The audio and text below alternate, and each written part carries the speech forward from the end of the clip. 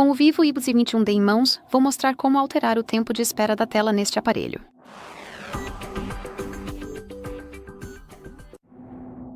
Então vamos começar abrindo as configurações. E aqui precisamos rolar a tela e encontrar a opção Tela e Brilho.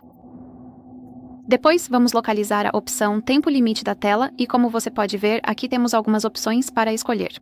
No topo, temos opções relativamente curtas, como 15 ou 30 segundos, e na parte inferior, a mais longa, que é 30 minutos. Então, tudo o que você precisa fazer é tocar na opção que deseja usar. Eu vou escolher 10 minutos. Como você pode ver, ela é marcada imediatamente.